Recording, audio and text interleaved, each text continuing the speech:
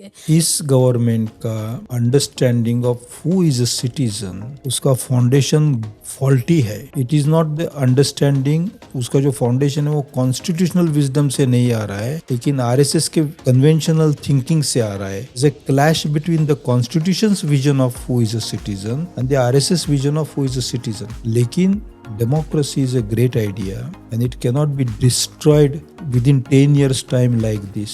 Architecture में एक मूलभूत सिद्धांत है, पहली ब्रिक थोड़ी टेढ़ी होती है, बहुत कम मात्रा में, तो पूरी बिल्डिंग ईंट के ऊपर ईंट रखते रखते पूरी बिल्डिंग बहुत बड़ी मात्रा में टेढ़ी हो जाती है। राष्ट्र इस शब्द की कल्पना किसी धर्म को जोड़ के करना, ये ईंट को टेढ़ी करके लगाना है, और ऐसी संकल्पना पे आधारित कोई राष्ट्र बहुत अच्छा राष्ट्र नहीं बन सकता। कोर्ट्स को दबाया गया है, पुलिस फोर्स, ईडी, हर फोरम को उद्ध्वस्त किया गया है कॉन्स्टिट्यूशन के, और ये अपनी आंख के सामने और हमारे नाम से किया गया है कि ये वोटर्स ने हमें पावर पे बिठाया, इसलिए हम कर रहे हैं, विच was not the desire of the voters.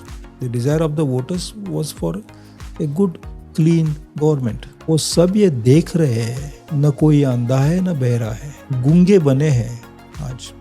लेकिन ये गूंगापन, ये न बोलना बहुत देर तक ऐसे रहेगा, ऐसे नहीं। There are no jobs. Science has gone for a complete decline. University structures are destroyed. No critical thinking is emerging out of it. Economy itself is in shambles. ऐसे समय में क्या हमारे लोग बिल्कुल उल्लू है, बेवकूफ है? नो। हाँ, ये है कि मीडिया सच कुछ दिखा नहीं रहा है, लेकिन लोगों को ये भी समझ रहा है कि मीडिया जो दिखा रहा है वो सच नहीं है। Lies don't hurt the enemies of lies. Lies surround the liar and hurt the liar himself in the end. इस देश में स्थिति बदलेगी, जरूर बदलेगी।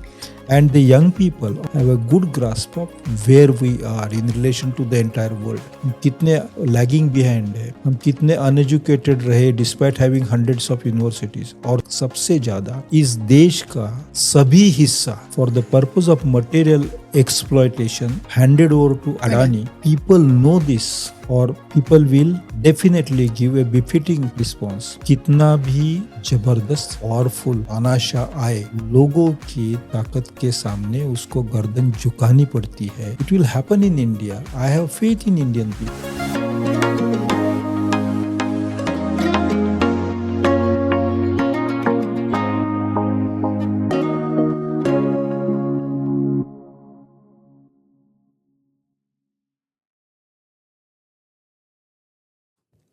सर, जब हम लोग पढ़ रहे थे क्लासरूम में, एमए की क्लासेस में, एमफिल की क्लासेस में, जवाहरलाल नेहरू साहब का जो मास्टर स्ट्रोक कहा जाता था, वो reorganisation of Indian states on the basis of languages, जिसकी वजह से भारत अपने इस स्वरूप में बचा, वरना ये ख़तरा हो गया था। तो ये लगता था कि ये मुद्दा हमने सेटल कर लिया है। अभी लगता है कि नहीं, फिर से कुछ और मसले पैदा हो गए हैं ज़बान के हवाले से, और जो ज़बान का जो शॉविनिज़्म है वो तो अपनी जगह है ही, लेकिन एक यूनियन ऑफ इंडिया जिसे हम कहते हैं, तो वो केंद्र की जो सरकार है वो भी कई बार बीच बीच में उसको उकसाती हुई महसूस होती है। ऐसा लगता है कि केंद्र सरकार चाहती है कि ये डिस्कोर्स बने। तो मैं आपसे ये जानना चाहूँगी कि भारत की सबसे भारतीय भाषा कौन सी है? किस भाषा को हम कहेंगे कि यही सबसे भारतीय है और ये तो होनी ही चाहिए, या ये सबके लिए लाजमी है? तो ये किंतु परंतु की खुशनसीबी है कि आप हमें मिल गए, और आपसे ज़्यादा एक्सपर्ट कौन हो सकता है जो हमें ये बताए। बहुत खुशी होती है आपके साथ बात करते। आपका सवाल भी बहुत अच्छा सवाल है, उलझाने वाला सवाल भी है। ये हुआ था कि 19वीं सदी में जब नेशन, ये कल्पना स्थिर हो रही थी यूरोप में, तो माना गया था कि हर देश की एक भाषा हो, खास करके जर्मनी और इटली में। शुरू में इटली में, उसके बाद जर्मनी में, 1820s में इटली में और 1840s में जर्मनी में। तो एक देश और एक भाषा, ये इक्वेशन यूरोप में फैल रहा था, और उसी के इन्फ्लुएंस में अन्य खंडों में भी, भूपृष्ठों के अन्य एरियाज में बहुत सारे लोगों को लगता था कि अपना नया देश हो तो कॉलोनियलिज्म के बाद तो एक भाषा वाला देश होगा। लेकिन हमारे जो नेता थे आज़ादी के लड़त के, उनको सही पता था कि अगर हमें भारतीय बनना हो तो बहुभाषिक बनना होगा। तो भारत की सबसे भारतीय भाषा बहुभाषिकता है और ये 1927 के नेहरू रिपोर्ट में आया। उसी एक साल उसके पहले ग्रियर्सन का सर्वे आया था, लिंग्विस्टिक सर्वे ऑफ इंडिया।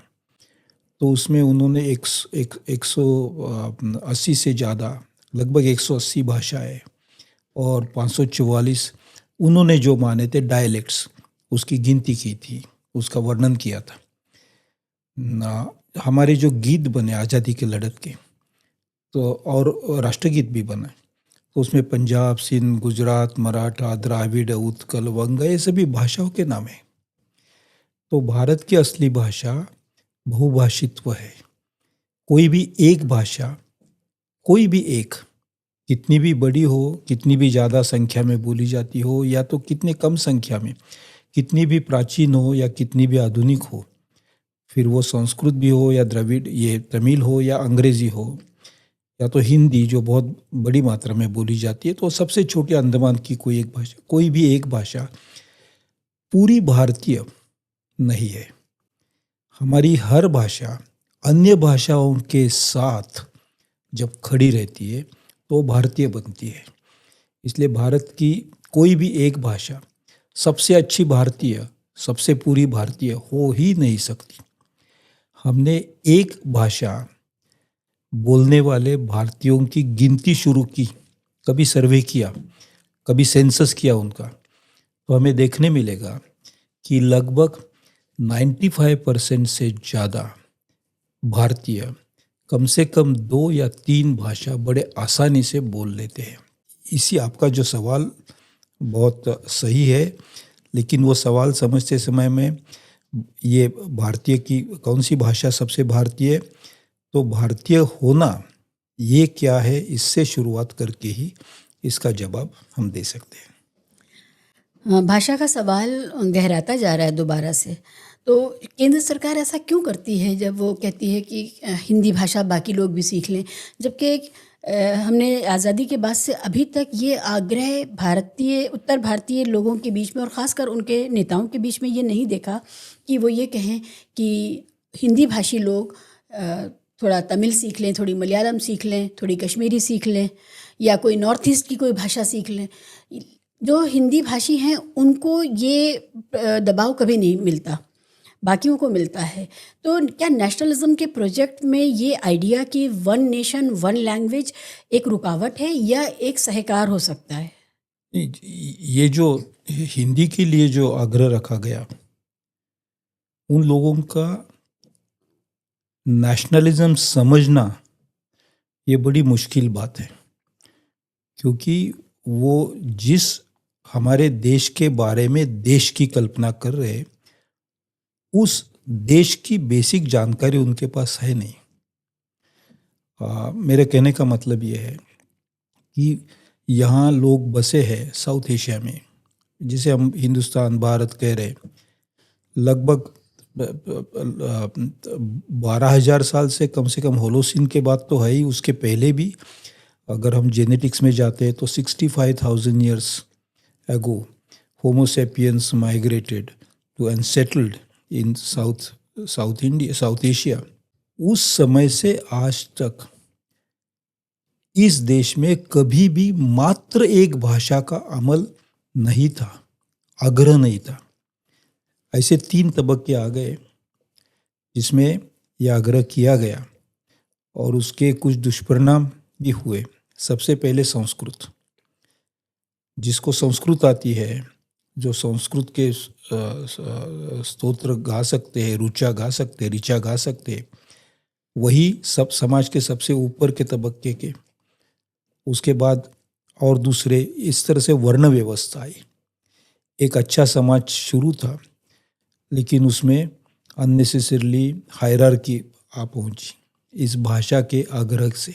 लेकिन दूसरी बार पर्शियन, तो पर्शियन जब आई तो पर्शियन के साथ साथ लगभग 12वीं सदी के बाद, खास करके अमीर खुसरो से लेके राजा राम मोहन राय तक, राजा राम मोहन राय ने उनकी पहली किताब पर्शियन में लिखी थी और वो सभी धर्मों की प्रशंसा करते लिखी थी कि सभी धर्मों के भगवान एक समान ही, सभी धर्म एक समान होते वगैरह।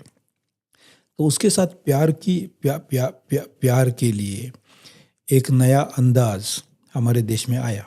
ए spiritual idea of love came, higher idea of love came here.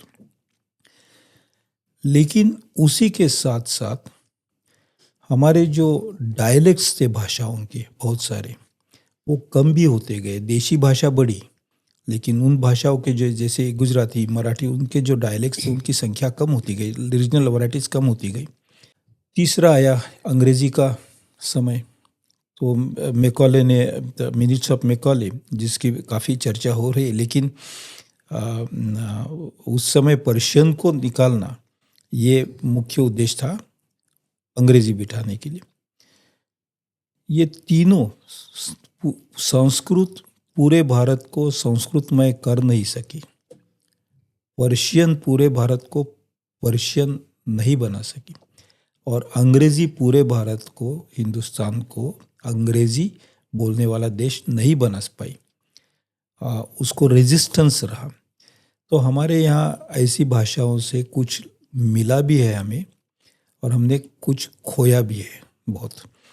Hindi का आज जो इंसिस्टेंस है वो भाषा के प्रेम से नहीं है, वो मेजॉरिटी के जिसकी वोट्स में रूपांतर होता है उसके लिए है।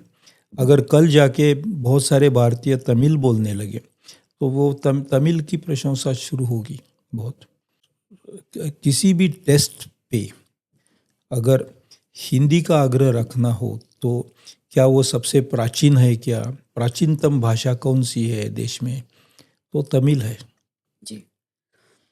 क्या वो उसमें सबसे अच्छा लिटरेचर है क्या, तो ऐसा नहीं। वो संस्कृत में भी है, अंग्रेज़ी में है, बंगाली में है, मराठी में है, हिंदी में भी है ही, बहुत अच्छा है।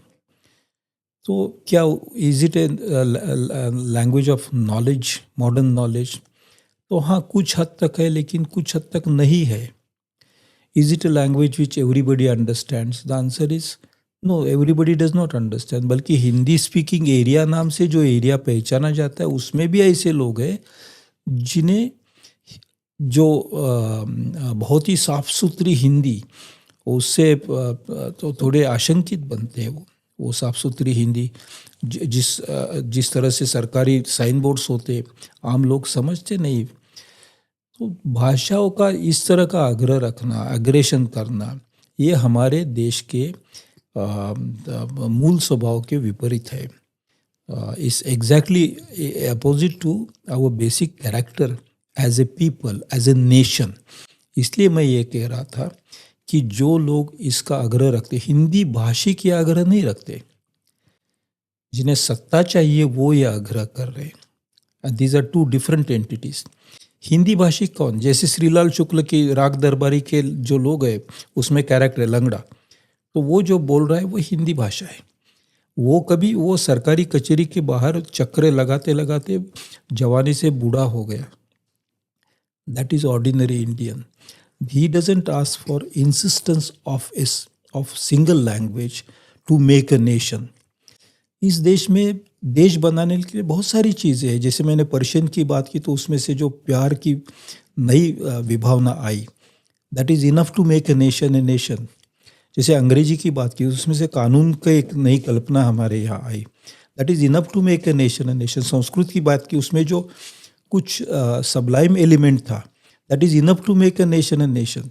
So take sublimity from Sanskrit, take love from Persian, take the jurisprudence of English and knowledge that we get through English, that makes us a nation, not a single language. Yeah, so beautiful.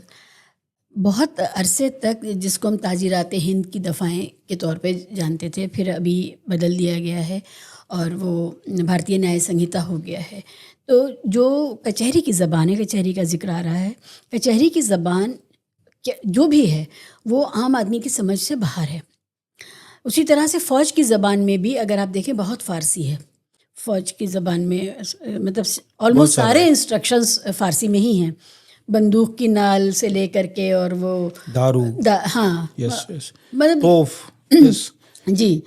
तो और कचहरी में भी हमने देखा फ़ारसी बहुत prevalent थी एक ज़माने में। अभी जो ये जो सारी ज़बानें हैं इनका आम आदमी की ज़बान में, यानी कि कोई फ़ैसला सुप्रीम कोर्ट का आम आदमी समझ सके, वो ज़बान क्या हमारे पास है भारत में? कोई सी भी ज़बान, इतनी शेड्यूल्ड लैंग्वेजेज़ हैं, नॉन शेड्यूल्ड लैंग्वेजेज़ हैं, डायलेक्ट्स हैं। क्या कोर्ट्स को इस तरह की किसी तरह पाबंद किया जा सकता है कि वो जहाँ पर कम से कम हाई कोर्ट्स कि वो उस वर्जन में भी लाएं जो लिंग्वा फ्रैंका है वहाँ का? जो डिस्ट्रिक्ट कोर्ट्स है या तो लोकल कोर्ट्स है, उनको उनके स्टेट की भाषा में काम करने के लिए परमिशन है। जहाँ हाई कोर्ट का सवाल आता है वहाँ आज भी पूरा व्यवहार अंग्रेज़ी में शुरू है, और सुप्रीम कोर्ट में तो अंग्रेज़ी में ही है। अब ये अंग्रेज़ी से और किसी भाषा की तरफ हम कन्वर्शन करें, ये बहुत अच्छा होता, लेकिन वो नहीं हो रहा है, ये उससे भी अच्छा है, क्योंकि the constitution defines India very clearly in the sentence India, that is Bharat, is a union of states। और अगर यूनियन ऑफ स्टेट्स होगा तो हर स्टेट की अगर भाषा अलग है, और आपने जिक्र किया पंडित जवाहरलाल नेहरू के समय भाषिक संरचना पूरे देश की हुई, लिंग्विस्टिक रीऑर्गेनाइजेशन ऑफ स्टेट्स हुआ, तो हर स्टेट की भाषा अलग है, इसीलिए उसे स्टेट बनाया गया है। तो सभी भाषाएं सुप्रीम कोर्ट में अगर इस्तेमाल करना ये तय किया तो कोर्ट के काम के लिए थोड़ा मुश्किल होगा। Practical difficulties are very many. अब एक समय था कि जब कॉन्स्टिट्यूशन बनी और हमारी राज्य व्यवस्था भी खड़ी हुई, पार्लियामेंट आया 1952 के बाद, हमने तय किया था कि 15 साल के बाद अंग्रेज़ी की जगह हिंदी आएगी, उसके बाद और 15 साल या 10 साल के बाद अंग्रेज़ी की जगह हिंदी आएगी। नहीं आ सकी। It was a praiseworthy goal but difficult to accomplish. लेकिन इतने सालों में दुनिया की परिस्थिति बदल गई। बहुत सारे भारतीय दूसरे देशों में काम कर रहे, वहाँ कंट्रीब्यूट कर रहे। कुछ भारतीय आयरलैंड में प्राइम मिनिस्टर की जगह जाते हैं, या तो डिप्यूटी प्रेसिडेंट वाइस प्रेसिडेंट की जगह अगर अमेरिका में जाते हैं, इंग्लैंड में प्राइम मिनिस्टर बनते हैं भारतीय। तो क्या वो कन्नड़ा में या गुजराती में या हिंदी में एक काम कर सकेंगे? नहीं, उनको अंग्रेज़ी की ज़रूरत है। उसी साथ साथ modern technology, our connectivity with the rest of the world depends on English language. और अगर भारतीय अंग्रेज़ी सीखते हो गए, अंग्रेज़ी का इस्तेमाल करते हो गए, तो जिस ढंग से हमने संस्कृत को अपनाया, पर्शियन को अपनाया, उस ढंग से अंग्रेज़ी अपनाने में कोई खराबी नहीं है। It's a practical view of languages. Languages don't belong to any particular country. People belong to countries, languages don't. People can migrate from one language to another language. Languages can migrate from one country to another country and settle down there. क्या America में वहाँ के indigenous लोग थे वो अंग्रेज़ी बोलते थे? नहीं। अब ये बहुत दुख की बात कि वहाँ के सभी जो इंडिजिनस थे उनका खत्मा किया गया और अभी अंग्रेज़ी बोली जाती है। I am not supporting that. लेकिन क्या अंग्रेज़ी भाषा इंग्लैंड में पैदा हुई थी? The answer is no. Was Sanskrit born in India? The answer is no. It came from Eurasian steppe. यहाँ तक पहुँचे, हमने स्वीकारा। तो हमें तो इसमें नाज होना चाहिए कि we learned English. It's an asset to us. It's a commercially and for our economy, it's a great boon that we're learning English. Yes. अब जहाँ तक सुप्रीम कोर्ट का सवाल आता है, सुप्रीम कोर्ट को अगर ऑल इंडिया सिचुएशन देखनी होगी, बहुत सारे कॉन्स्टिट्यूशनल मामले वहाँ आते हैं, चीज़ें ऐसी ही केसेस सुप्रीम कोर्ट में आते हैं। रोज़ बरोज़ की जो झगड़े हैं वो सुप्रीम कोर्ट तक आते नहीं आने चाहिए। इसी के लिए तो डिस्ट्रिक्ट लेवल, तालुका लेवल पे सब डिवीजन लेवल पे कोर्ट्स की रचना की है हमने. So let Supreme Court use English, there is no harm about it. एक समय आएगा कि हम सब मिलके धीरे धीरे अंग्रेज़ी में इतना परिवर्तन लाएंगे कि हमारी अंग्रेज़ी, हमारी इंग्लिश या जो भी होगी वो और इंग्लैंड या अमेरिका की इंग्लिश ये अलग अलग दिखने लगेगी. इसको सदियों का समय देना चाहिए. और उस समय हमारे कोर्ट की भाषा, हमारी जो भाषा हम बोल रहे वही बनी होगी. आज भी हमारे वकील जो लोग हैं वो कोई ऐसी फ्रेजेस इस्तेमाल करते हैं कि प्रो बोनो. अब उनको पता नहीं कि उसका असली रूप क्या है. तो अल्ट्रा वायर्स, उनको पता नहीं कि उसका लैटिन या ग्रीक एग्जैक्टली अर्थ क्या था. But they are using it as if they are routine terms. हम बोलते हैं डेट दी. So that is not the phrase that the British courts use. लेकिन यहाँ डेट दी ऐसा बोला जाता है. तो और एक डेट मिली, और एक डेट ले लो. सो I think the term date in English has now acquired different meanings, but we are using it. Yeah. तो ये हम धीरे धीरे ये सब कॉन्सेप्ट्स जब इंटरनलाइज करेंगे मेंटली, इंटेलेक्चुअली, तो हमारे भाषाओं की हिस्सा ये कानूनी भाषा बनेगी. उस समय सुप्रीम कोर्ट में जो भाषाएं बोली जाएगी वो सब हमारी भाषाएं होगी. आपने कहा संस्कृत हम भारत की भाषा नहीं है, तो भारत की भाषा संस्कृत, तो अब संस्कृत से ज़्यादा क्या भारत की भाषा. और बड़ा आग्रह होता है कि संस्कृत बोलनी चाहिए. लोग संस्कृत में समाचार चाहते हैं कि सरकारी माध्यमों से समाचार आएँ. तो ये वाला जो संस्कृत का सवाल है ये कितना देशी है और कितना विदेशी है. 1400 यीशु के पहले 1400 साल ऋग्वेद की रचना होती है यहाँ. वो भी आज का जो अफगानिस्तान है वहाँ से आरंभ होता है. सबसे पहले ऋग्वेद की रचना जहाँ शुरू होती है वो आज का अफगानिस्तान है. वहाँ से धीरे धीरे फिर यमुना तक यानी दिल्ली की तरफ, पंजाब की तरफ आती रहती है भाषा. ये 1400 साल before Christ.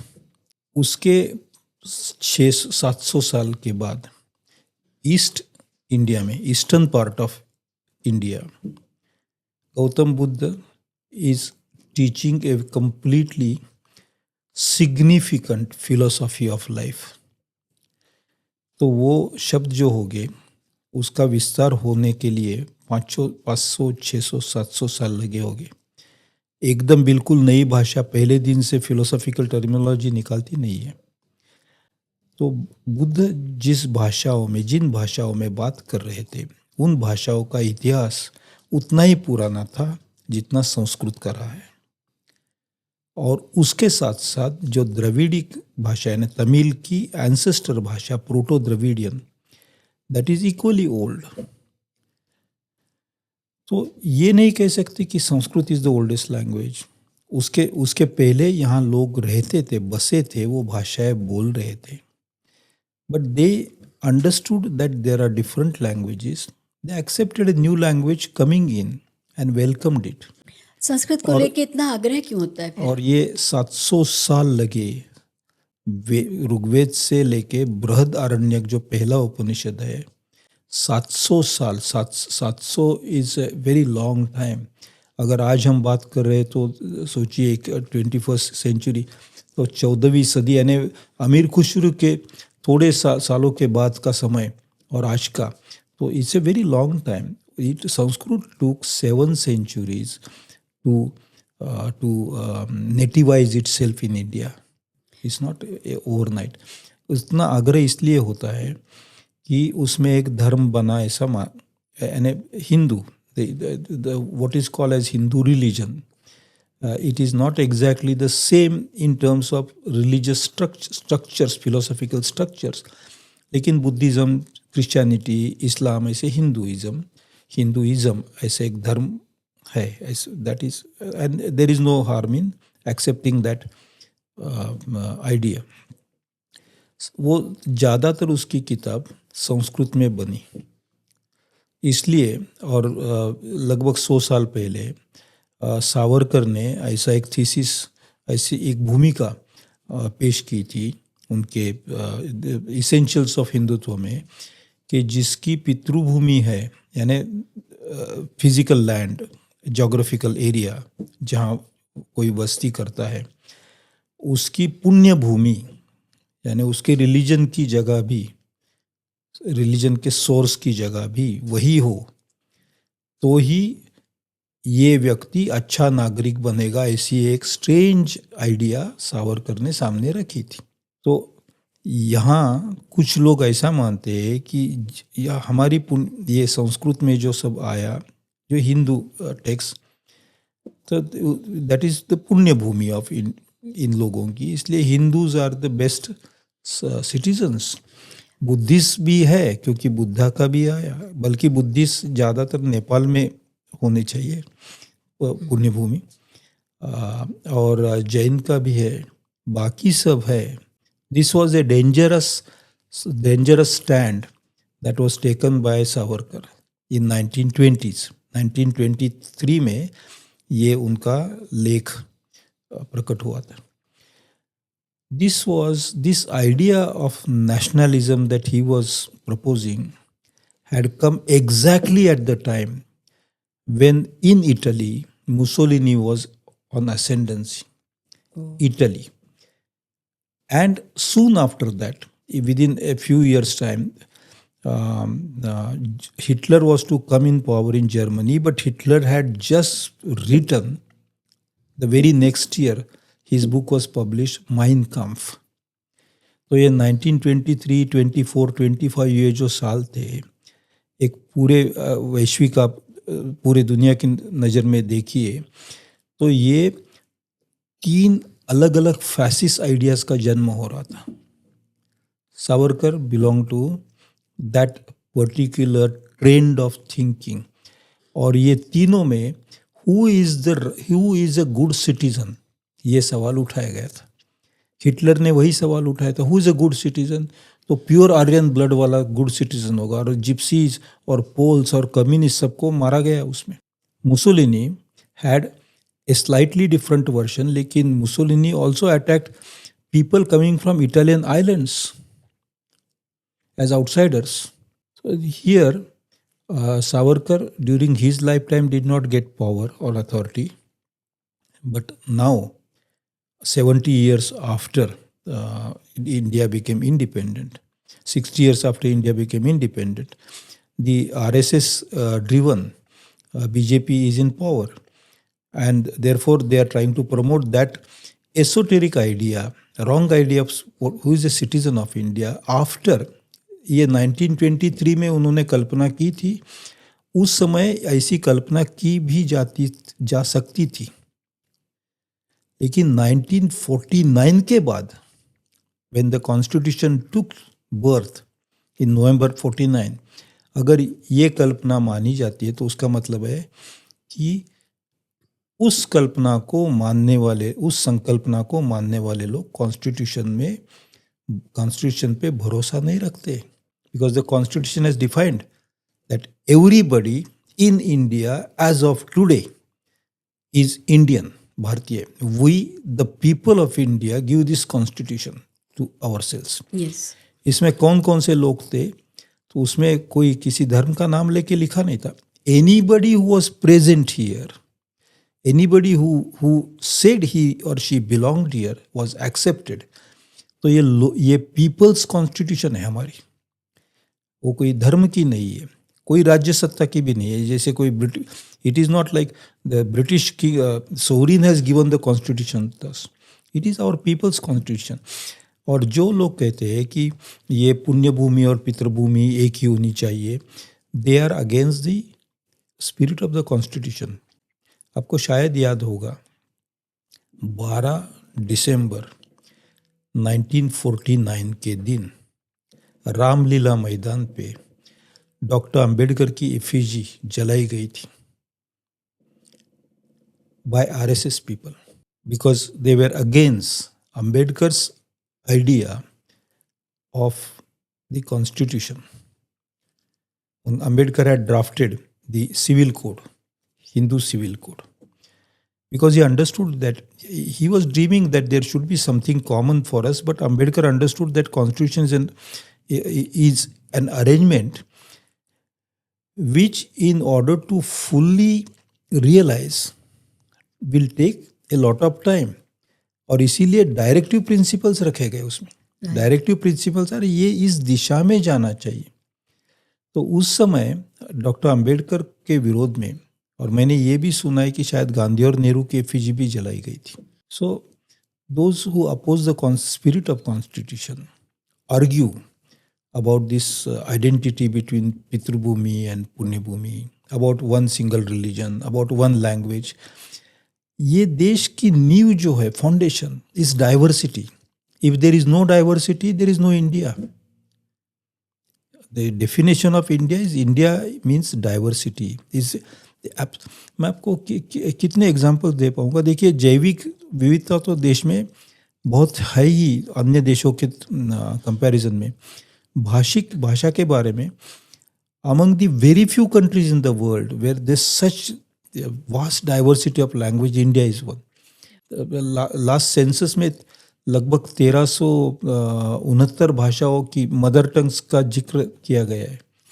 More than 1,369 mother tongues people have claimed as their mother tongues. All of them are Indians. All of them are Indians. और क्योंकि हमारे यहाँ इतनी जुबानें हैं, क्योंकि हमारे यहाँ इतने अलग अलग दृष्टिकोण है, views, world views, therefore that rainbow spectrum of world views makes us Indians. कोई भी एक इंडियन दूसरे बिल्कुल ऐसे कैसा पहराव करे, कभी बिल्कुल एक भारतीय और दूसरे सभी भारतीय एक जैसा ही खुराक खाते हो, ये संभव नहीं. एक दूसरे जैसा ही बिल्कुल गाना गाते हो, संभव नहीं. शादी के तरीके एक दूसरे जैसे ही हो, बिल्कुल संभव नहीं. एक दूसरे जैसे भाषा हो, बिल्कुल संभव नहीं है. India, as many rivers there are in India, as many mountains and hills there are in India, as many languages there are in India, as many birds and trees there are in India, all of those are India, not because what they are, but because they are many. Diversity is the soul of India. अभी आग्रह तो है कि एक भाषा, एक धर्म और एक संस्कृति के लोग. आपने कहा कि ये अफ़गानिस्तान का जो इलाका है वहाँ की है, और इधर पूरब में जो इलाका है वहाँ से बौद्ध जो फिलॉसफी है वो हमें मिली है, बिहार और नेपाल के बॉर्डर पे. जी. तो संस्कृत, इस सब के बीच में संस्कृत कितनी नई है या कितनी अभी जहाँ जो भारत आज है उसको कितना ज़्यादा बिलोंग करती है, और क्या धार्मिक भाषाएं ही इंडिजिनस मानी जाएंगी और बाकी की भाषाएं जो हैं जिनसे कोई धर्म नहीं जुड़ा हुआ है भारत के अंदर, क्या वो कुछ कम अहम हैं, उनकी महत्व कम है क्योंकि संस्कृत के साथ एक धर्म जुड़ा हुआ है? एक सवाल इसी में और नत्थी कर लेते हैं कि क्या संस्कृत की उत्तराधिकारी सही मानों में हिंदी है जो आज की हिंदी है, या कोई और भाषाएं हैं जो संस्कृत की उत्तराधिकारी हैं जो आधुनिक दौर में चल रही हैं? ये सब समझने के लिए शायद बहुत जिस पे सोचना चाहिए ऐसे सवाल आपने पूछे, लेकिन ये सब समझने के लिए शायद इसके आरंभ में जाना पड़ेगा. और वो है कि ग्रीक भाषा में बिफोर क्राइस्ट, ग्रीक भाषा में बहुत अच्छा लिटरेचर, बहुत अच्छा ड्रामा, बहुत अच्छी पोएट्री, फिलॉसफी और फिलोसॉफी तैयार हुई. तो किसी ग्रीक फिलोसॉफी को धर्म क्यों नहीं माना गया? It's a question worth pondering over. क्योंकि जो 4th या 5th सेंचुरी बिफोर क्राइस्ट फिलोसॉफर्स है, उनके विचार तो बहुत about the world, about the Cosmos, सब कुछ है. लेकिन हिब्रू, संस्कृत, बाद में अरेबिक, इसमें जो सोच आई उसको धर्म क्यों माना गया? They are also philosophic thoughts. what is it? It's about the nature of gods, as imagined nature of gods, as the extent of the cosmos, as what happens to human life before and after this life, what is the social relationship of one person with other persons, and एक जीव और दूसरे जीव के साथ, जीव सृष्टि के साथ क्या संबंध होने चाहिए, इस तरह से धर्म. तो something which we normally do not notice, when writing enters the life of a language, then and then alone emerges religion. Oh, yes, yes.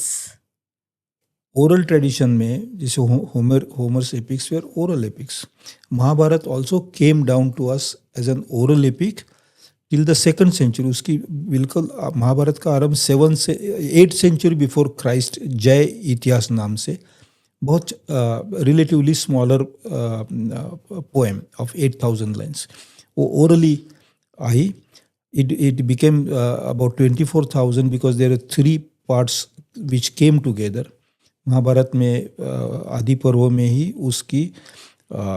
उसका वर्णन है कि सबसे पहली बार रेसिटेशन जब हुआ था महाभारत का एक आश्रम में, तो उसमें the reciters had said, I know अष्टादश सहस्राणि अष्टादश शतानि च हम वेत्ति शुको वेत्ति संजय वेत्ति वानवा. उसका मतलब है मुझे 8,000 इतने कुछ पता है, संजय को और एक 8,000 कुछ पता होगे, और शुक जो है उनको 8,000 पता होगे. ये सब इकट्ठा करके 24,000 का लाइन्स का वर्सेस का पहला Mahabharata, which got extended to 1 lakh verses in Vyasa's Mahabharata in around 2nd century before Christ. अब मैं बहुत बार ये सोचता हूँ कि अगर महाभारत में इतने फिलोसॉफिकल थॉट्स है, तो why did that not become the religious book? It was available to everybody, not only Sanskrit pandits. उसके सैकड़ों रूप में महाभारत अलग अलग भाषाओं में, बिल्कुल देहात तक, डांस में, म्यूजिक में, ड्रामा में, नैरेटिव्स में वो आता रहा.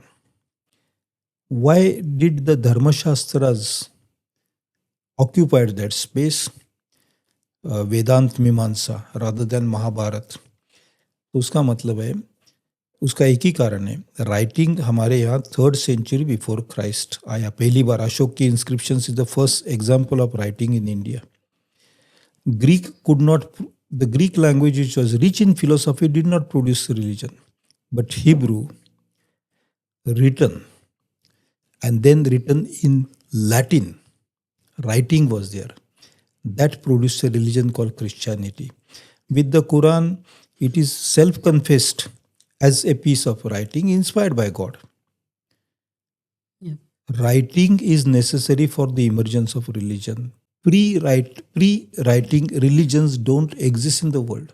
So religions exist in script.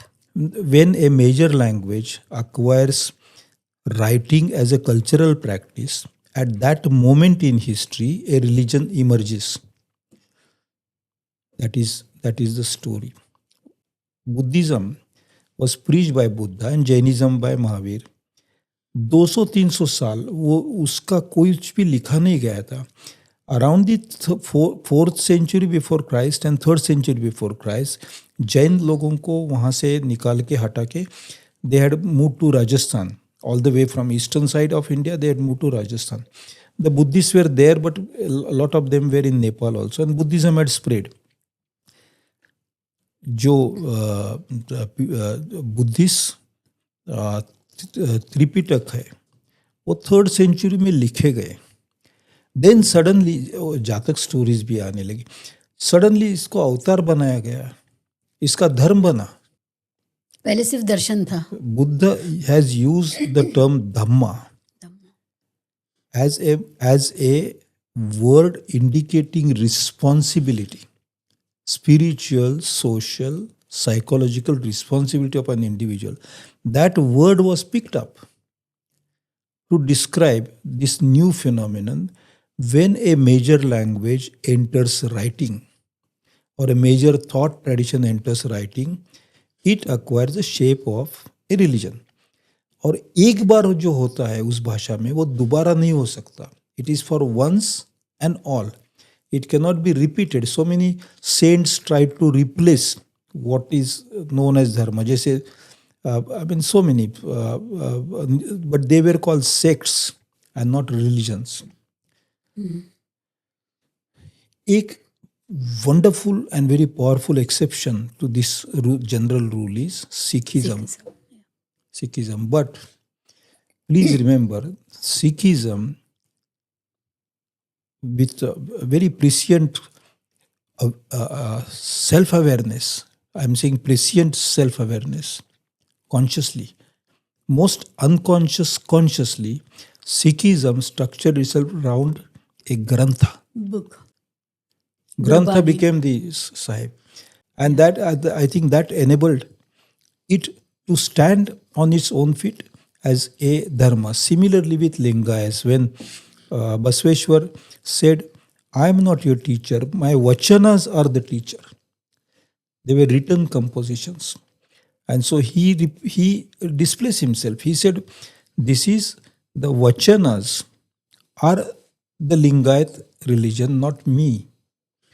So this is this why did Christianity settle in Europe in the 4th century? Because in the 4th century, Europe had started acquiring the Latin script, and the England had started Latin script, and so from the 4th century onward, Italy, England, France. What is France today? What is England today? What is Italy today? They started thinking of Christianity. It was life of Jesus. Yes. And Jesus was, जो उनकी location है वो तो Palestine है, नज़ारत है. उस शहर और उस खित्ते में वो उस तरह से नहीं फैला. जहाँ पर लैंग्वेज आ गई वहाँ क्रिश्चियनिटी फैली ज़्यादा. ये आप जो बात कह रहे हैं, मैं अब सोच रही हूँ, ये बहुत बड़ी बात बताई आपने. उनके शिष्यों ने what the Bible, which is a wonderful, I mean it's so inspiring. मैंने बहुत बार उपनिषद पढ़ के मुझे यानी आंसू आते हैं. द नोबिलिटी बाइबल में उनका जो the Sermon on the Mount वो और उसका बाद वाला जो वर्णन है, when he has to actually be crucified, रोना आता है. I mean it's moving, it's deeply moving. लेकिन ये सब किसके? These are the books of his disciples. They come together in the writing. तब जाके यीशु becomes a Christian, founder of Christian religion. Religion is not only philosophy. मैं इतना simple कह, religion is only philosophy does not become religion. Only God, idea of God also does not become religion. There are many ideas. हमारे देश में ही भगवान की इतनी परिकल्पनाएं आदिवासियों में मैंने देखी है, नोमैड्स में सैकड़ों. Idea of God alone does not make a religion. The idea of only a prophet does not make a religion. Writing brings a prophet or a seer, an idea of a God or ideas of God, and wisdom and philosophy together in writing. Then it becomes religion. Yes. मैंने अपने पास लिखा था आपसे इस बारे में बात करने के लिए कि अगर लैंग्वेज ना होती तो क्या धर्म होता. तो आपने वो बात कवर कर ली मेरे लिए कि उसमें एक ऐड करूँगा, धर्म और language.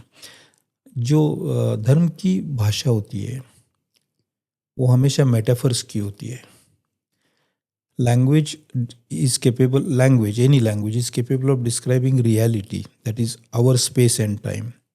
But an imagined space and time is also described by language.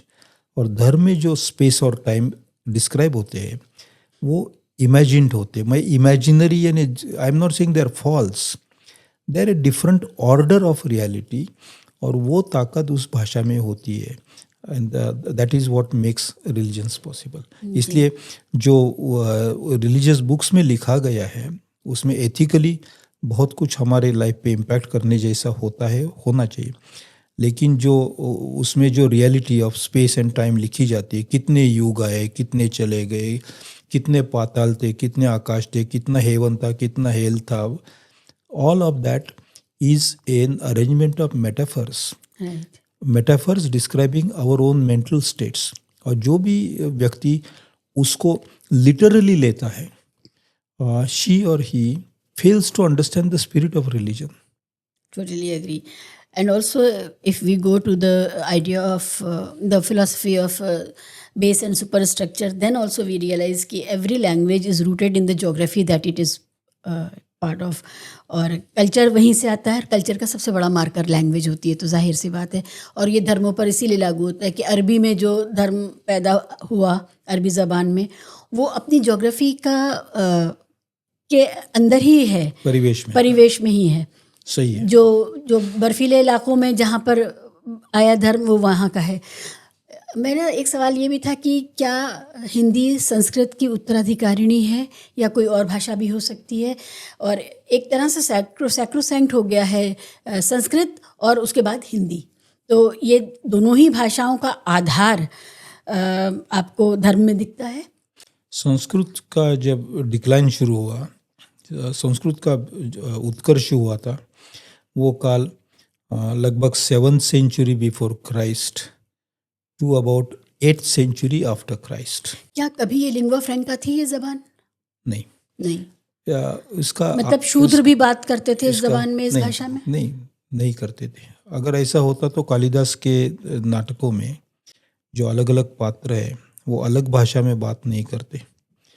3-4 भाषाएं, 5-6 भाषाएं अलग अलग, या तो मृच्छकटिक जो है शूद्र का तो उसमें जंगल में रहने वाले लोग और शहर में रहने वाले लोग, ऐसा एक शहर में है वो प्रेम कथा है वसंत सेना और वहाँ के एक चारुदत्त नाम के ब्राह्मण के बीच में, और जंगल में जो है वो थोड़े बुद्धिस्ट भी है, वो भाषा अलग बोलते हैं।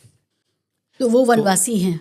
तो वनवासी शब्द को मुझे बड़ी दिक्कत है, क्योंकि आदिवासी कहूँगा, आरएसएस आदिवासियों को वनवासी कहती है।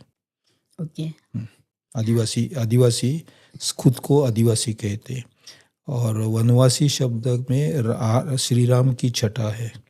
वन में भेजा गया था, वहाँ उनको जो मिले, जो रामायण के कथन में जो पात्र है, तो आदिवासी ऐसे नहीं है। आदिवासी का इतिहास बिल्कुल अलग है। मैंने उनके साथ बहुत सारा समय बिताया है।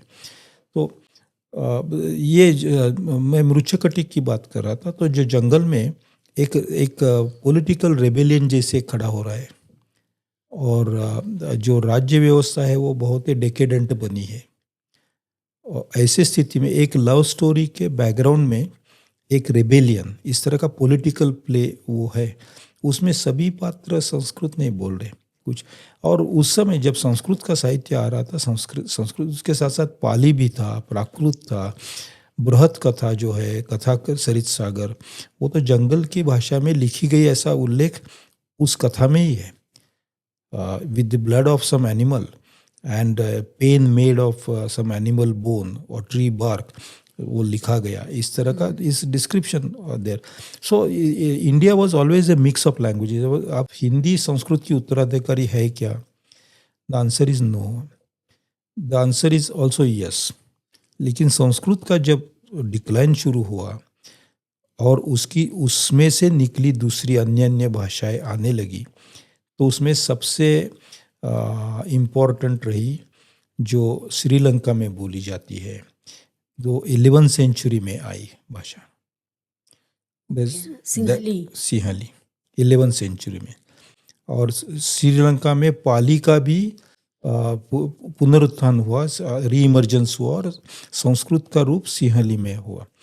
संस्कृत से बांग्ला भी निर्माण हुई, संस्कृत से ही उड़िया निर्माण हुई, उड़िया भाषा, संस्कृत से गुजराती, और कुछ हद तक मराठी, लेकिन मराठी में प्राकृत ज़्यादा है, संस्कृत कम है। Kashmiri came out of Sanskrit, Kashmiri history is older than Hindi history. ये जो संस्कृत की सभी आपत्य जो बच्चे हैं, जब सभी बेटियां हैं, उसमें सबसे उम्र में कम हिंदी है, सबसे नई भाषा है।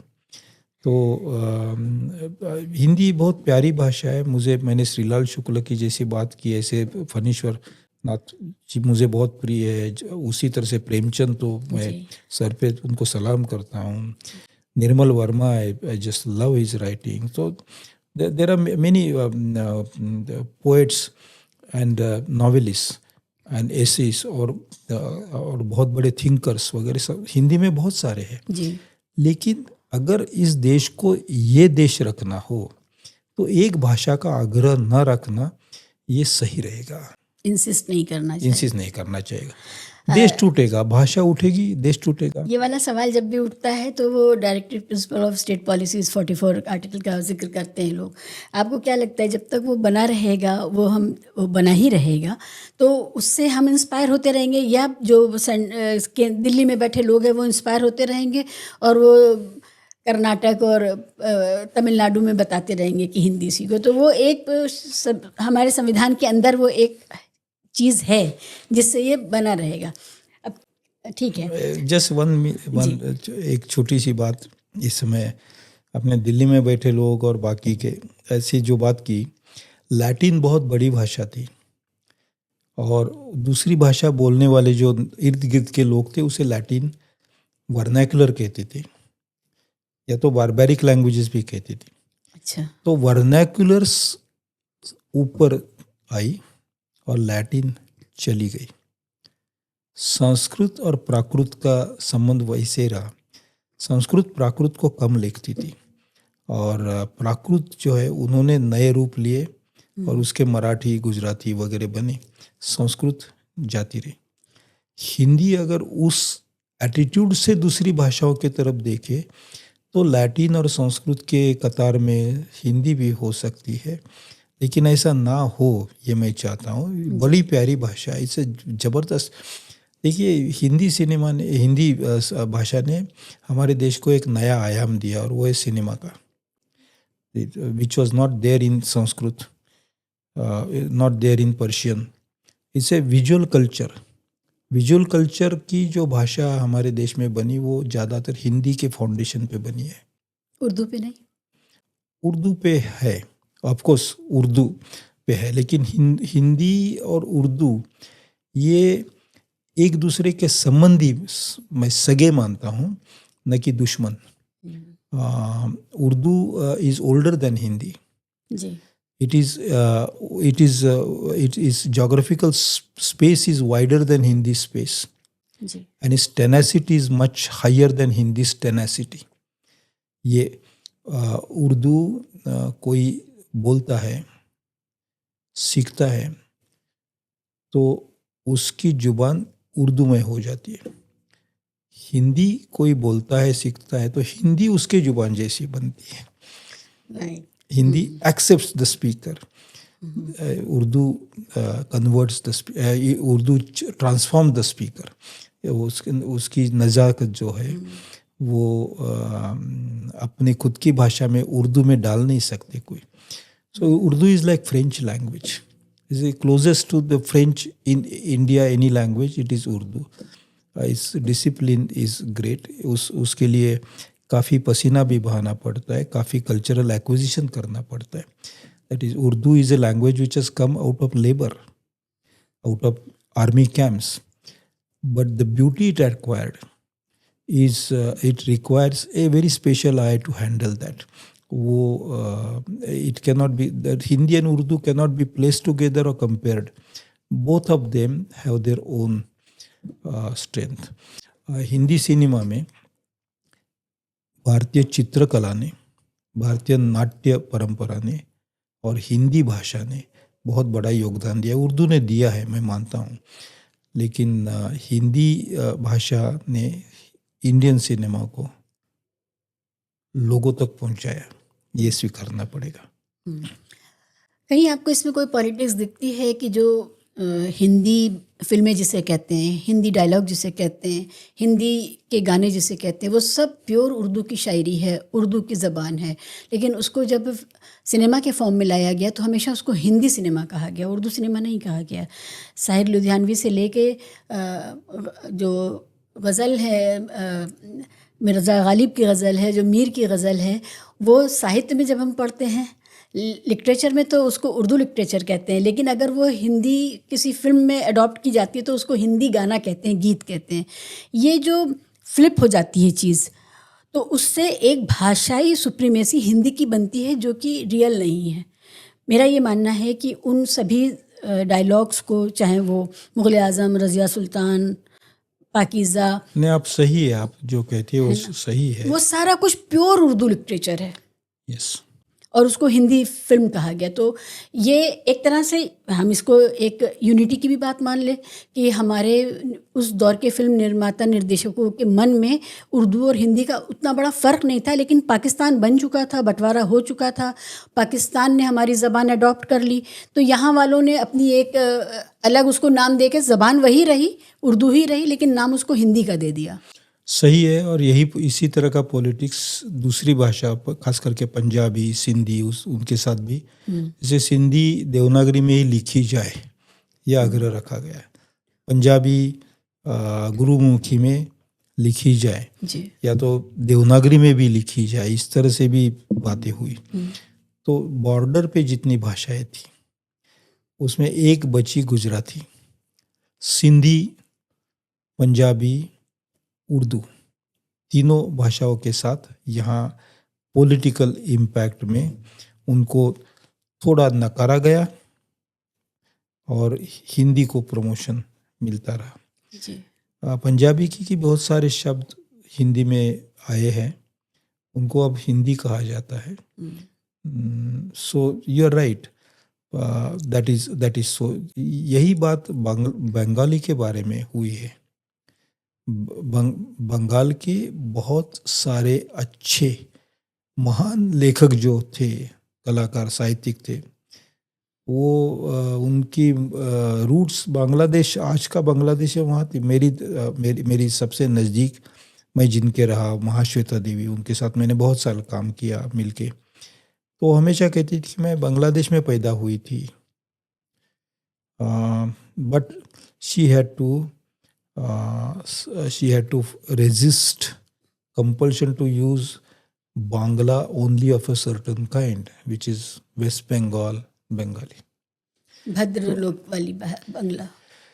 यही बात हम इतना उसकी तरफ ध्यान नहीं दे रहे, लेकिन नेपाली भाषा का है। सिक्किम में नेपाली बोली जाती है। अच्छा। नेपाल में, हाँ, सिक्किम की मेन भाषा नेपाली है और लेप्चा भी है, लेकिन नेपाली इज मेजर लैंग्वेज, जो शेड्यूल लैंग्वेज में भी है। 22 भाषाओं में नेपाली का नाम है और नेपाल में बोली जाती है।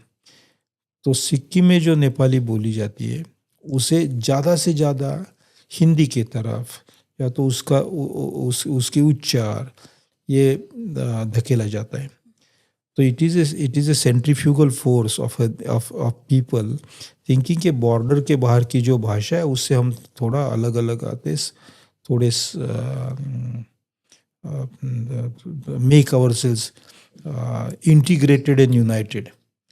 लेकिन साथ साथ दूसरे अपोजिट फोर्सेस भी होते हैं। As per as Urdu contribution to film, it is absolutely unparalleled, वो तो मैं स्वीकारता हूँ। हाँ, क्योंकि जो उर्दू ज़बान के जो लोग हैं उनका यही कहना है कि ये एक सीधा एक तरह का हाइस था कि छीन लिया गया। बहरहाल हिंदवी, हम इसको हिंदवी कह के रिजॉल्व कर सकते हैं, जिसमें उर्दू भी है और हिंदी भी है, और उसको हिंदवी कहा गया। लेकिन फिल्म ने जो उस समय का पॉलिटिक्स था उसे रेजिस्ट, एक बिल्कुल अद्भुत मिश्रण उन्होंने बनाया था जी। कितने ऐसे गीत हैं जो हिंदू परंपरा के भक्ति गीत है, जो गाए हैं वो गायक मुस्लिम है। कितने ऐसे हैं जो हिंदू गायक है वो मुस्लिम इस्लामिक परंपरा के गीत गा रहे हैं, रोल्स करते हैं एक दूसरे। जी। That film world allowed people to find a true nation where your roots don't count, but where you are counts and you're equal there. इसे उसका कोई अच्छा सिस्टमेटिक स्टडी करना अभी भी बाकी है। The cinema, so called Hindi cinema और Indian cinema created a different idea of nation जो हमारे देश में होनी चाहिए थी। जी। आजकल बॉलीवुड को बहुत ज़्यादा ताने मारे जाते हैं कि बॉलीवुड ने जिस तरह का हिंदू मुस्लिम एकता का जो एक परिपाटी बनाई है, उसको लेकर के कि ये तुष्टीकरण था और ये एक ख़ास तरह के उर्दू स्टाइल के कल्चर को प्रमोट किया गया, जबकि वो जो कल्चर था वो उस दौर का कल्चर था जिस दौर की वो फिल्म थी। अगर कोई फिल्म रावण जैसी कोई फिल्म बनेगी जिसमें रोबोट होगा तो वो उस तरह की बनेगी, उसमें उर्दू नहीं दिखेगी। नहीं, तुष्टीकरण नहीं था, बल्कि it was a very necessary thing, very affirmative step, ऐसे मैं मानता हूँ। एक इतिहास ऐसे है कि एक देश के दो टुकड़े हो गए और एक तरफ के लोग कह रहे हैं कि हम सब धर्म मिलके एक साथ रहेंगे, और ऐसे समय अगर सभी धर्मों को, सभी लोगों को अच्छा स्थान पेंटिंग में, लिटरेचर में, फिल्म में, गानों में, डांस में,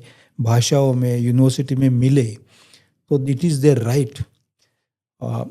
डेमोक्रेसी का मतलब होता है कि सबसे ज़्यादा संख्या वाले लोगों का सुनना नहीं, ये डेमोक्रेसी नहीं है। That is some kind of majoritarian rule. Democracy का मतलब है सबसे जो कम संख्या में है उसका भी सुनने के लिए जगह रखना, दैट इज़ डेमोक्रेसी। इसलिए तुष्टीकरण नहीं था, it was very necessary to train a new minds of people in the new nation. हम हजारों साल के स्ट्रैटिफाइड समाज से यहाँ तक पहुँचे थे, हमारे कॉन्स्टिट्यूशन तक, जहाँ ब्राह्मणिज्म एंड वर्ण system they were operating people, और ये सदियों से चलता आया था। उससे छुटकारा मिलके, उससे आज़ादी मिलके, हमें केवल अंग्रेज़ों से आज़ादी मिली ऐसे नहीं, हमारे जो पारंपरिक जो डोमिनेशन, दमन का सिलसिला था, उससे भी आज़ादी मिली थी जी। और आज़ादी from the angle of Ambedkar as well as from the angle of Gandhi. और उस समय नया समाज बन रहा है और वो समाज सभी को समानता के नज़र से देखता है। This was a very noble site, it was a moment of pride for India. तो ये कोई तुष्टीकरण नहीं था, बल्कि जो अधिकार था लोगों का वो दे रहे थे। I don't think it is necessarily appeasement of people. These people, Muslims in India, had accepted to stay in India when a choice was given, or choice was imposed rather than given. आपको वहाँ जाना है, they said no, we want to belong to this kind of country where all religions coexist. तो उनका अधिकार है coexistence का, और उस अधिकार को मानना, स्वीकारना, उसको संभालना, इसे तुष्टीकरण नहीं कहा जा सकता है। It is part of a process of transforming the society. अभी कहा जा रहा है कि जो भारत में मुसलमान हैं वो यहाँ क्यों रह गए, उनको भारत से निकल करके कहीं और चले जाना चाहिए। अभी हरावल दस्ते इस तरह के बन गए हैं उत्तर प्रदेश वगैरह में, तो लोग बाकायदा हथियार लेकर के मुसलमानों का कत्लेआम करने के लिए आह्वान भी दे रहे हैं और निकल भी रहे हैं। इसी के साथ साथ एक SIR की सरकारी एक्सरसाइज चल रही है जिसमें लाखों लोगों को बेदखल किया जा रहा है। तो ये SIR की एक्सरसाइज एक तरह से ये NRC बन गई है। मैं ये सोचती हूँ कि हिंदी भाषी क्षेत्र में तो आप चलिए कुछ तय कर लेंगे, लेकिन जो मलयाली बोल रहा मुसलमान है, जो तमिल बोल रहा मुसलमान है, या तेलुगु बोल रहा मुसलमान है, वो कहाँ का होगा? अगर वो तमिल प्रदेश का नहीं है, मलयाली प्रदेश का नहीं है, तेलुगु प्रदेश का नहीं है, तो वो कहाँ का है, वो कहाँ से आ गया है? तो ये जो एक आर्टिफिशियल सवाल बनाए जा रहे हैं अपने ही नागरिकों के विरुद्ध, ये इन सवालों को जब आप भाषा से जोड़ के देखते हैं तो आपको क्या लगता है कि कोई जवाब उनकी नेटिविटी, उनकी जो उनकी स्थानीयता है, वो कोई हक उनको देती है उन लोगों को जो किसी वजह से हिंदू धर्म के नहीं हैं? My idea of India does not accept the idea that people of any religion should be treated as outsiders. That my idea of India does not. The present regime is encouraging exclusion of Muslims in many ways. Describing earlier attitudes, I'm not talking of mistakes in the past, but I'm talking of a general attitude that the Constitution had provided for us of secularism. I think secularism is a very good idea. It's a civilized idea. I defend it even today, and I shall defend it to my last breath. one must be able to rise above religions. So it's an article of faith for me. Secularism is an article of faith for me. अब जो आपने पूछा कि भाषा को SIR से exclusion हो रहा है वोटर्स का, और SIR करने का अधिकार इलेक्शन कमीशन के पास है या नहीं, इसी बारे में प्रश्न चिन्ह है. क्योंकि how can they decide who is a citizen? They can decide who is a voter. Who is a citizen ये तय करने का अधिकार उनके पास है नहीं. They just have to look at voters. लेकिन वो प्रक्रिया कर रहे हैं एंड दे आर सेइंग कि हम एक भी फॉरेनर को वोटर नहीं होने देंगे. तो किसी भी फॉरेनर को वोटर का एंटाइटलमेंट होती ही नहीं है. That is known.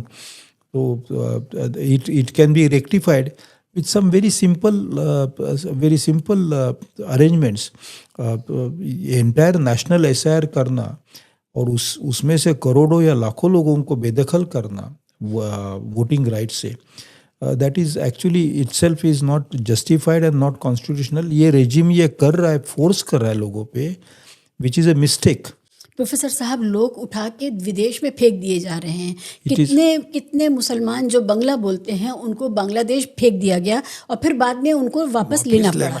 ये जो उनकी ज़िंदगियों में तबाही आ रही है इसकी वजह से, उनका सारा असासा घर द्वार उनका यहीं पर है, और एक ही परिवार के 2 लोग इधर हैं और 2 लोग उधर फेंक दिए गए. इस गवर्नमेंट का understanding of who is a citizen, उसका फाउंडेशन फॉल्टी है. It is not the understanding. उसका जो फाउंडेशन है वो कॉन्स्टिट्यूशनल विजडम से नहीं आ रहा है, लेकिन RSS के कन्वेंशनल थिंकिंग से आ रहा है. There is a clash between the constitution's vision of who is a citizen and the RSS vision of who is a citizen. और इस क्लैश में जो कम संख्या वाले लोग हैं वो इसके बीच में they are caught between this two. लेकिन democracy is a great idea and it cannot be destroyed within 10 years time like this. Will India go back to some kind of kingship? Will people accept it? The answer is no. Will they accept autocratic rule for a very long time? The answer is no. The answer is no. Future will tell us what it is. इसलिए this is an interlude which will teach India to be very sturdily secular in future. How long it will take? Well, since you asked this question, in my opinion, it won't be too long. It could be a couple of years, not beyond that. I believe in that. Because कितने, जैसे कोई एक student है, research student है, PhD करके बाहर आया, उसने एक लेक्चर दिया कि ये सिटीजनशिप कानून क्यों गलत है. उसे 5 साल तक अंदर भेजा गया. People are watching. वो बोल नहीं रहे, बोलते नहीं होंगे, कुछ लोग बोलते होंगे, कुछ लोग बोलते नहीं होंगे, लेकिन इस देश के लोग डम्ब और डेफ और ब्लाइंड नहीं है. They have proven it in the past many times over. How long it will take is another thing. लोग इसलिए ज़्यादा बोल नहीं रहे क्योंकि एक प्रोसेस है कि 5 साल के बाद चुनाव आते हैं. उसमें 2 बार 3 बार 2 बार मौका दिया, तीसरी बार वो रिगिंग के साथ सत्ता पे है, चौथी बार वही होगा, इसकी गारंटी नहीं है. There nobody should take it for granted that the same people will return to power the next time also. Indians are not fools. आपको लगता है चुनाव से अब कुछ बदला जा सकता है? चुनाव से बहुत कुछ बदला जा सकता है, और मैं मानता हूँ कि डेमोक्रेसी ये आज तक के जितने राज्य व्यवस्था के प्रकार है उसमें सबसे अच्छा. उसमें खामियां है, लेकिन like somebody said, yeah, democracy may be not such a good system, but all others are worse. Yes. All others are worse. There is one, democracy is an evolving system. A democracy of मैं पढ़ रहा था America में the year 1900, यानी end of 18th century, beginning of 19th century, beginning of 20th century. तो उस समय उनके शायद न्यूयॉर्क टाइम्स में या कोई न्यूज़पेपर का एडिटोरियल है कि now the government has delivered all the goals and why will people choose the same democratic party, because what can that party give any more. तो हमारी जो बेसिक समस्याएं थी, रोटी कपड़ा मकान, वो बहुत ज़्यादा हद तक लोगों की पूरी हुई। लोगों के घर गाड़ियाँ आने लगी, नौकरियाँ दिखने लगी, कुछ लोगों ने शेयर्स में अपने पैसे लगाए, लोगों ने अपने मकान लगभग बनाए थे, लोग लगभग लिटरेट बने थे। ऐसी स्थिति में उनको लगा अच्छा क्या डेमोक्रेसी, चलो जैसे कोई गार्डन में जाते हैं ना, कोई जल क्रीड़ा की तरफ जाते, कोई वन क्रीड़ा की तरफ जाते, इधर भी एक चक्कर लगा के देखे, हमें नया प्राइड मिल रहा है, हमें नई हिस्ट्री का एहसास हो रहा है। People have seen enough of it now, there are no jobs, science has gone for a complete decline, university structures are destroyed, with no critical thinking is emerging out of it, economy itself is in shambles। ऐसे समय में क्या हमारे लोग बिल्कुल उल्लू है, बेवकूफ़ है? नो, दे ऑल्सो, हाँ ये है कि मीडिया सच कुछ दिखा नहीं रहा है, लेकिन लोगों को ये भी समझ रहा है कि मीडिया जो दिखा रहा है वो सच नहीं है। तो उससे उनका प्रोपोगंडा का जो थर्स्ट है, उसका जो इस्तेमाल होना चाहिए था प्रोपोगंडा का, वो भी कम हो रहा है। लेकिन मीडिया पे कोई सच्चाई दिखाए तो भी लोग बोले कि ये प्रोपोगंडा है। Lies don't hurt the enemies of lies, lies surround the liar and hurt the liar himself in the end. Truth is a great thing and it can never be suppressed. इस देश में स्थिति बदलेगी, जरूर बदलेगी। And the young people of all the people, young people, not people who had seen the earlier days, the young people have a good grasp of where we are in relation to the entire world. हम कितने isolated है, हम कितने lagging behind है, हम कितने uneducated रहे despite having hundreds of universities। और सबसे ज़्यादा इस देश का लगभग सभी हिस्सा the entire coastal area and borders, but all states, for the purpose of material exploitation of material resources and natural resources, handed over to Adani. People know this, or people will definitely give a befitting response। कितना भी जबरदस्त powerful तानाशाह आए तो लोगों की ताकत के सामने उसको गर्दन झुकानी पड़ती है। It will happen in India, I have faith in Indian people. उसे कुछ बलिदान देना पड़ेगा, कुछ सैक्रिफाइस करना पड़ेगा, कुछ लोगों को जेल में जाना पड़ेगा, ठीक है, but India is much larger then any individual and I believe that India founded on this constitution can evolve in future into a democracy which is looking not just as human life but all forms of life, a democracy which has representatives of all forms of life in a parliament which is from democracy to from demos to cosmos।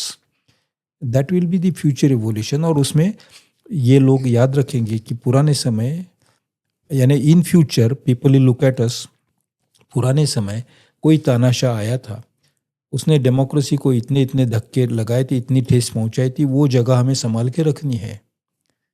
People will go back to the norm. दो सवाल मेरे जहन में आते हैं। एक ये कि क्या हिंदू राष्ट्र एक परोपकारी, कल्याणकारी, सबके लिए अच्छा, सबके लिए सुरक्षा देने वाला, सबको काम और बुनियादी डिग्निटी देने वाला राष्ट्र भी तो हो सकता था। हिंदू राष्ट्र इतना भयानक क्यों है शूद्रों के लिए, महिलाओं के लिए, अल्पसंख्यकों के लिए और बाकी की जो हाशियाग्रस्त पहचाने हैं, चाहे वो नॉर्थ ईस्ट हो, ये सारे के सारे इतने पीड़ित हो गए हैं इस हिंदू राष्ट्र के ट्रेलर में ही कि पूरी तरह घोषणा करने की ज़रूरत ही नहीं है, पर्याप्त आतंकित हैं लोग।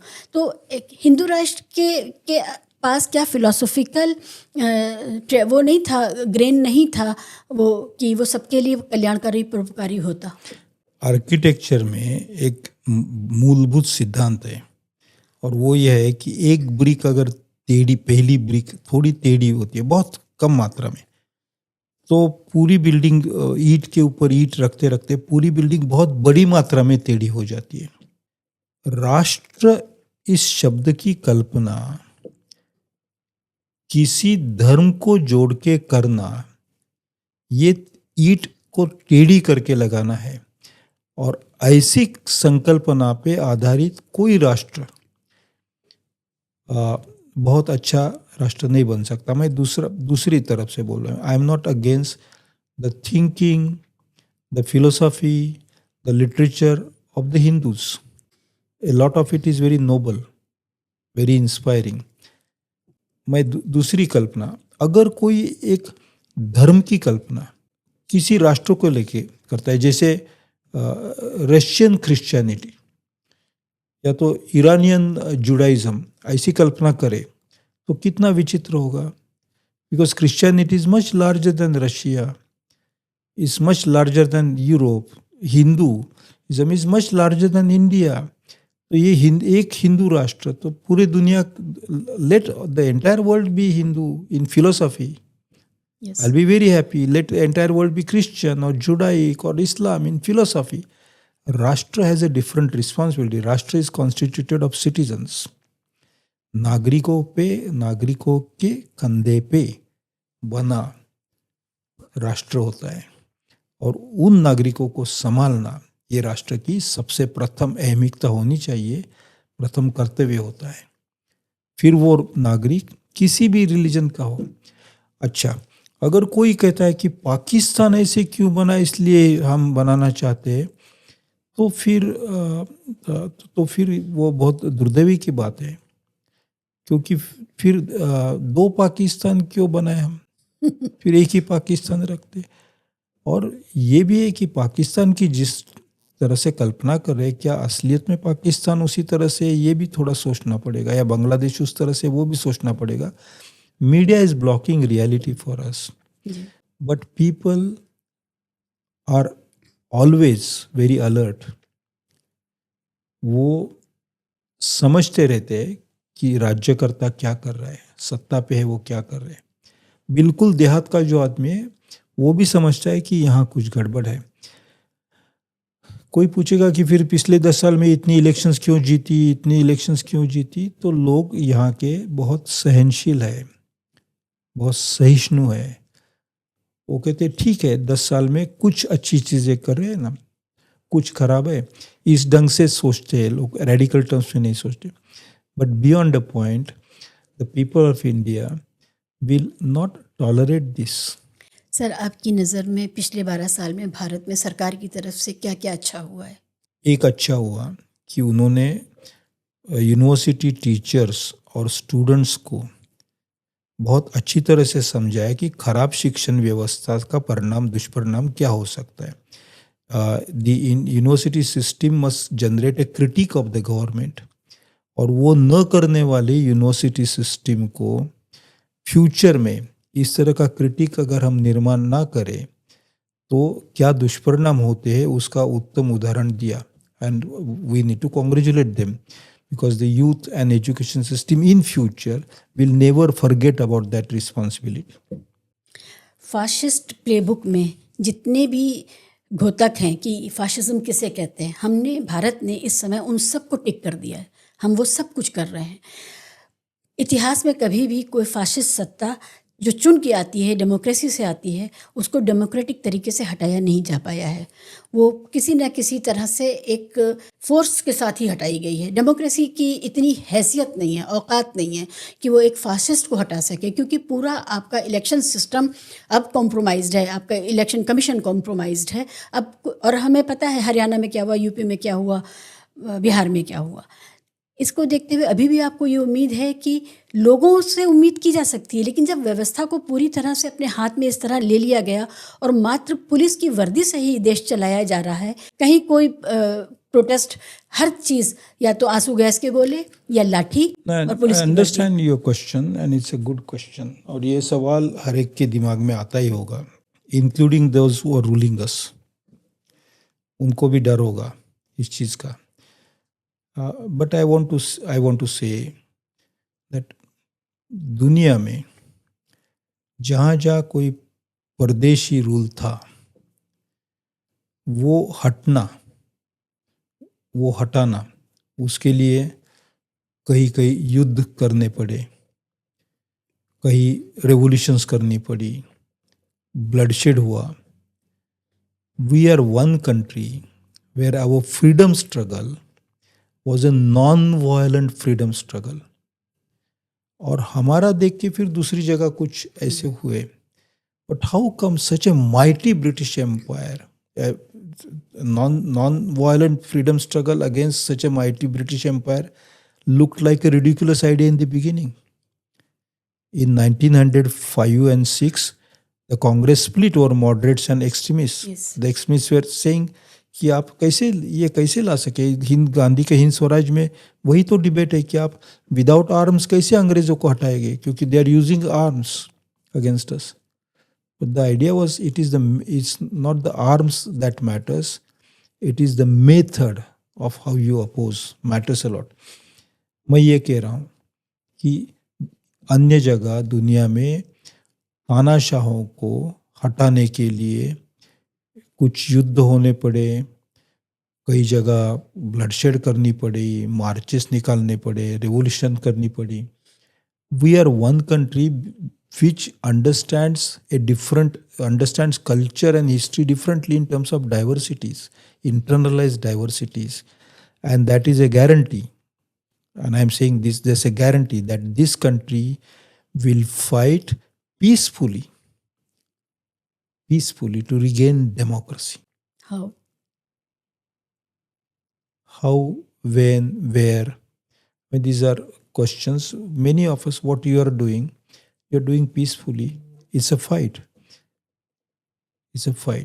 You are not doing it as either as a Hindu or a Muslim or a Buddhist. What I do is peaceful. That fight consists of hundreds of different stops. It is never a fight with a leader. It's a leaderless fight. People of India, I have great faith in people of India.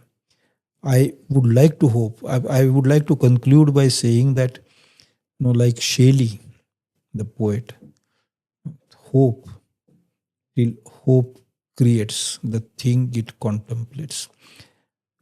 We should never lose hope. And I'm not saying this like कि पुनर्जन्म होगा, फिर आगे कुछ होगा. नहीं. We should never lose hope, because if within ourselves we do not lose our own faith in the Constitution and diversity, we shall never be enslaved by any totalitarian regime forever. How much time it takes is a question of many ifs and buts. But my assessment is a few years and we shall be changed. We'll meet again over that conversation after that change has happened. मेरी आखिरी जिज्ञासा, ये अभी किताब आई है आपकी, और इसमें जो आपके आर्टिकल्स लिखे हैं, आपने जो लिखे हैं, वो वही सवाल हैं जो मेरे मन के सवाल हैं. सिटीजन्स अंडर सीज, जो बुनियादी रिश्ता है नेशन स्टेट का अपने नागरिक के साथ में, वो एक करार है, एक अनुबंध है, एक कॉन्ट्रैक्ट है. वो कॉन्ट्रैक्ट है गिव एंड टेक का, कि हम अपने राष्ट्र को अपनी सारी चीज़ें, अपनी आज़ादियाँ दे देंगे. वो जब चाहें हम पर कोई सा भी कानून लगा दे, हमें जेल में भेज दे, हमें धारा 144 लगा दे, और हम इतने बड़े हाहा होती नेशन स्टेट को, जिसमें इतने मंत्रालय हैं, इतना स्ट्रक्चर है, हम कमाते हैं, टैक्स देते हैं, और उस टैक्स से वो चलता है. बदले में वो हमें क्या देता है? भूख से लोग मर रहे हैं, पानी की कमी से लोग मर रहे हैं, ख़राब पानी से लोग मर रहे हैं, ख़राब दवाओं से मर रहे हैं, दवाएं नहीं हैं उससे भी मर रहे हैं, अस्पताल नहीं उससे भी मर रहे हैं. तो हमारा जो नागरिक के तौर पे बुनियादी करार है, जो बुनियादी वादा हमसे किया था नेशन स्टेट ने, वो टूट गया है. आपको क्या लगता है? कर्जे के बोझ में दबे बहुत सारे लोग आत्महत्या भी, सुसाइड कर रहे, मर रहे. Our nation is today, citizens in the nation are so indebted, burdened with debts Yes. in villages and small towns. It is untold. I mean, uh, we are all made borrowers by this nation. But nation state ये नागरिकों ने बनाई संरचना है, और वो जब नागरिकों को दबाने लगती है तो वो जैसे वो खुद ही को कमज़ोर करती रहती है, उसकी क्रेडिबिलिटी कम होती है. And then a time comes when the citizens come together and make another kind of structure, another arrangement. So it is unfortunate. There are many safeguards in the constitution, checks and balances. वो सबको ठुकराया गया है आज के दिन. Courts को दबाया गया है, पुलिस फोर्स, ईडी, इतना ही नहीं, हर फोरम को उद्ध्वस्त किया गया है कॉन्स्टिट्यूशन के. और ये अपनी आँख के सामने और हमारे नाम से किया गया है कि ये वोटर्स ने हमें पावर पे बिठाया है, इसलिए हम कर रहे हैं. As if this is the desire of the voters, which was not the desire of the voters. The desire of the voters was for a good clean government. तो ये हुआ है, लेकिन इसके न केवल विक्टिम्स लेकिन उसके विटनेसेस और इससे दूर भी जो लोग हैं वो सब ये देख रहे हैं. न कोई अंधा है न बहरा है, गूंगे बने हैं आज. लेकिन ये गूंगापन, ये न बोलना बहुत देर तक ऐसे रहेगा, ऐसे नहीं. एट द सेम टाइम मैं ये भी मानता हूँ कि हाँ, इससे रिवोल्यूशन आएगी, और एक जैसे श्रीलंका में हुआ, बांग्लादेश में हुआ, नेपाल में हुआ. No, India will change things definitely, but non-violently and subtly. That is the nature of Indian people because of the diversities they have acquired. A diversity is a great guarantee against any totalitarian rule. वो हम uniformity impose करना चाहते हैं, surveillance के जरिए, language के जरिए, rules के जरिए. But the Indian people are great, unparalleled in the world at defying this kind of totalitarian homogeneity. They like a chaotic diversity. So it's a struggle between that chaotic diversity and totalitarian uniformity. उसमें struggle है इस समय. On one side there is visible power. There's the state, the police, the army, the courts, etc. On the other side, there is the invisible strength of a long tradition of several thousand years where Indians have always retained their diversity despite so many hegemonies. We shall definitely counter this once again and rise again stronger than before, more diverse than before, more chaotic than before, more democratic than before. I have faith in my national flag, in my Rashtrageet, in my constitution, and the people who gave dignity and honor to these symbols. I believe in Indians as a great people. Thank you.